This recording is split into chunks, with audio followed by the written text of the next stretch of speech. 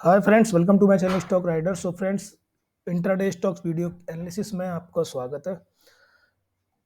जो लोग मेरे चैनल पे नए हैं वो चैनल जाके सब्सक्राइब कर सकते हैं। टेलीग्राम चैनल पे फॉलो कर सकते हैं। आज लाइव मार्केट में हमने कुछ ट्रेड दिए थे। बात करता हूँ बैंक निफ्टी की। बैंक निफ्टी यहाँ पे जब एक रेंज बना के इसने जब नीचे ब्रेकआउट दिया था नीचे की साइड, तो मैंने लिखा था टेलीग्राम चैनल में कि बैंक निफ्टी 48,683 के लेवल आ रहा है, बिकॉज यहाँ से ही इसमें अपसाइड मूवमेंट हुई तो यहाँ तक आने की पॉसिबिलिटी थी। तो तभी मैं लिखा था। उसके बाद में फिर 48,800 की जो पीई थी वो 160 के आसपास में चल रही थी, मैंने बोला था। उसके बाद वो 275 भी गई थी। मैंने कुछ ट्रेड लिए थे, मैं दिखा सकता हूँ यहाँ पे। मैं एक बार ज़रा रिफ्रेश कर देता हूँ इसको। यस, यहाँ पे अगर आप देख रहे होगे तो मैंने कुछ पहले मैंने पीई ली थी। उसके यहाँ पे थोड़ा सा प्रॉफिट हुआ था। फिर दूसरी एक पी सबसे पहले मैंने पीई ये ली थी 18,800 की। यहाँ पे एक अच्छा प्रॉफिट हुआ। आई थिंक शायद 2 लॉट के आसपास में थे मेरे पास में। फिर यहाँ पे मैंने कुछ और लॉट ऐड किए, तो फिर ये जब 48,683 के आसपास से जब रिवर्स होने लगा तो फिर मैंने अपनी क्वांटिटी यहाँ पे मैंने प्रॉफिट बुक कर लिया। उसके बाद से मैं सी साइड में बैठ गया था, और सी साइड में अगर आप देखोगे अच्छा प्रॉफिट हुआ। बाकी बाद में अगर आप ये देखोगे, मेट्रोपोलिस की मैंने वीडियो बनाई थी। मेट्रोपोलिस में खुद मैंने बाई की थी। यहाँ पे अगर आप देख रहे होगे कि 1757 के आसपास में आपका एवरेज प्राइस है और 25 क्वांटिटी है, तो यहाँ पे प्रॉफिट 250 के आसपास होना चाहिए एग्जैक्टली। बट हुआ क्या है, पहले मैं इसमें इंट्राडे कर रहा था। उसके बाद में मैंने कुछ क्वांटिटीज और ऐड की थी, नियर अबाउट 1770 के आसपास में। तो फिर मैंने होल्डिंग में ले ली, और मैं इस क्वांटिटी को अब होल्ड करके रख रहा हूँ। तो ओवरऑल एक अच्छा प्रॉफिट हुआ आज का। तो जिन लोगों ने लाइव मार्केट में ट्रेड लिए होंगे, कुछ ट्रेड में जैसे मैंने इंडिया मार्ट था, कॉस्ट टू कॉस्ट काट दिया, बिकॉज इतना जो फंड था नहीं जो मैं इसको होल्ड कर पाता। यस, बट कल के लिए फिर से दोबारा ट्रेडिंग करनी है, तो फिर उसके लिए फंड बचाना भी था। सिप्ला दिया था मैंने। सिप्ला में कॉस्ट टू कॉस्ट मुझे निकालना पड़ा, क्योंकि मैं यहाँ पे फिर शिफ्ट होने लगा था। एनीवे, हम लोग कल के एनालिसिस के बारे में बात करते हैं। तो पहला स्टॉक फिर से इंडिया मार्ट ही है। इंडिया मार्ट में अगर आप देखोगे, इंडिया मार्ट नीचे से एक ट्रेंड लाइन फॉलो करते हुए जा रहा है ऊपर की तरफ। यहाँ पे मैंने सुबह मॉर्निंग में ट्रेड दिया था। यहाँ पे जब ये 2665 के आसपास में ऊपर ब्रेक करेगा, आप बाय कर सकते हो। यहाँ पे ब्रेक किया, इमीडिएटली इसमें सेलिंग आ गई, और उसके बाद से फिर से दोबारा जब ये ऊपर गया 2576 के आसपास में, जबकि टारगेट हमारे 2590 के आसपास में थे।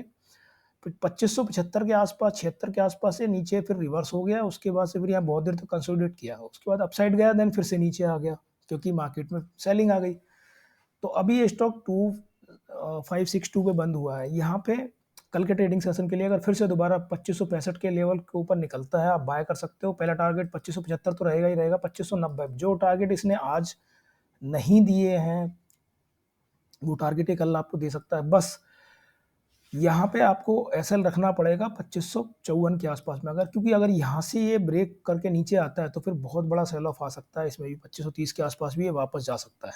ध्यान रखना, एसएल बहुत ज़रूरी है। अगर आप एसएल के साथ में स्ट्रिक्ट रहेंगे तो फिर आप कैपिटल भी बचा पाएंगे और आप ट्रेडिंग भी कर सकते हैं। यहाँ पे मैं बता देता हूँ, 2575, यहाँ 2575 बहुत बार रिटेस्ट कर चुका है। इस बार इसको कल निकल जाना चाहिए अपसाइड में।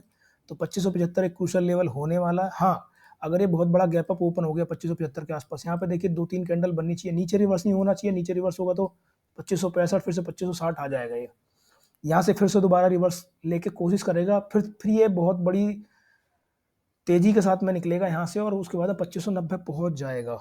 ये है इंडिया मार्ट के एनालिसिस। यहाँ पे भी देख सकते हैं। यहाँ पे अगर आप देखोगे, ये 2575 के आसपास से नीचे आता है, राइट। उसके बाद से फिर नीचे नीचे नीचे फिर ऊपर गया 2565, फिर से दोबारा नीचे आया, फिर 2575 चला गया।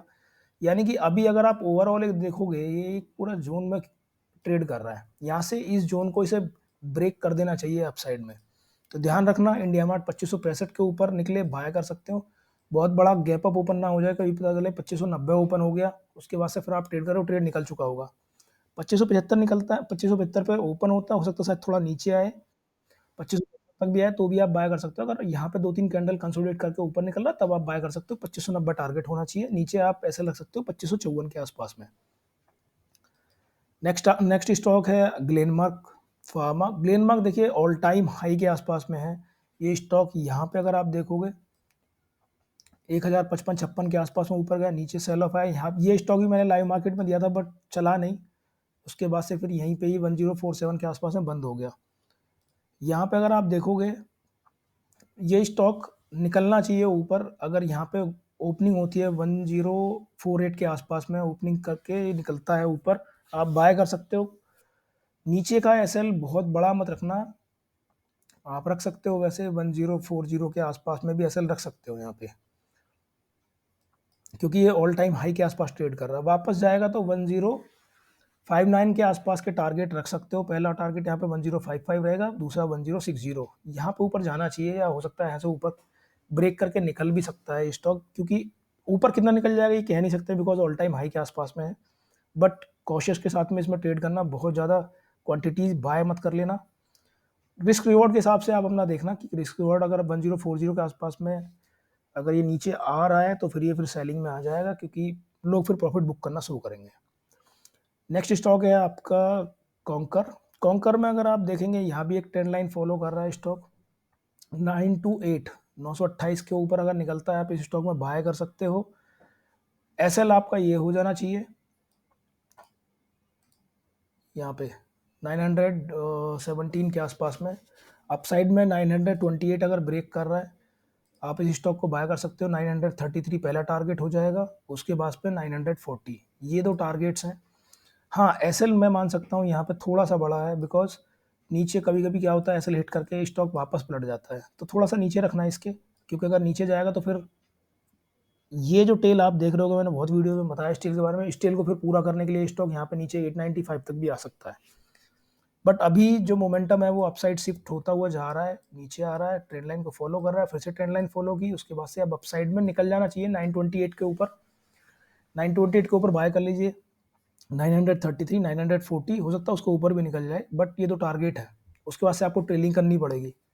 ध्यान रखना यहाँ पे 933 के आसपास में अगर ओपन होता है तो फिर से सेलिंग आएगी, नीचे की तरफ आएगा फिर ये स्टॉक। यहाँ पे जो गैप बन जाता है वो गैप 5 मिनट चार्ट में पूरा कर देता है स्टॉक, कोई भी होगा 924 फिर से आ जाएगा नीचे। लेकिन अगर अपसाइड निकलना होगा इसी जोन में कहीं खुलना चाहिए स्टॉक, उसके बाद से ये अपसाइड में निकलेगा। उससे पहले निकल जाए बहुत बड़े गैप अप के साथ में तो आपको इग्नोर करना पड़ेगा स्टॉक। अदरवाइज इस जोन में खुलता है 924 से 928 के बीच में।